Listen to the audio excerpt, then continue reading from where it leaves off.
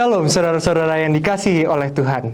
Pada saat ini kita sudah masuk di topik kasut sebagai gereja mengorbankan kedamaian.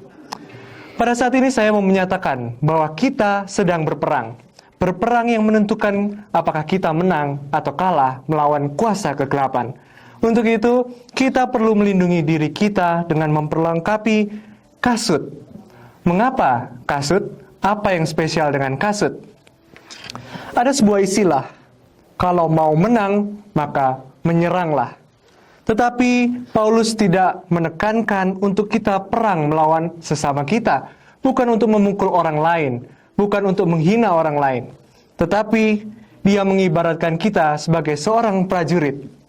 Prajurit kuno yang siap untuk bertempur.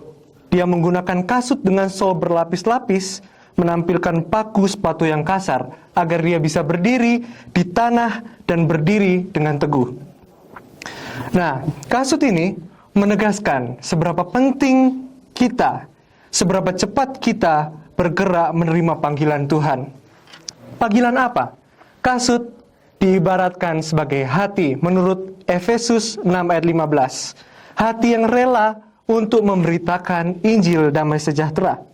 Dengan firman Tuhan, tentunya Mazmur 119 ayat 105, yang artinya langkah hidup kita perlu diterangi terlebih dahulu sebelum kita menerangi langkah hidup orang lain. Maksud memberitakan damai sejahtera adalah untuk menyatukan orang Yahudi dan non-Yahudi. Sama seperti kita, ini adalah suatu penghalang yang sudah dihilangkan oleh Yesus ketika ia mati di kayu salib. Dan di sini untuk menutup topik ini, ada suatu kutipan dari Ellen White yang menyatakan Allah memanggil kita untuk mengenakan perlengkapan senjata Allah.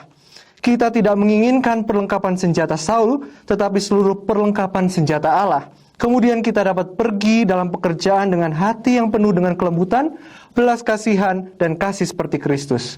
Dengan demikian, untuk menjadi kuat di dalam Tuhan, kita perlu hidup di dalam Tuhan. Harus menggunakan kasut sebagai dasar kita untuk melindungi kita. Kasut ini adalah kasut kerelaan. Kerelaan dalam hal apa? Hati kita.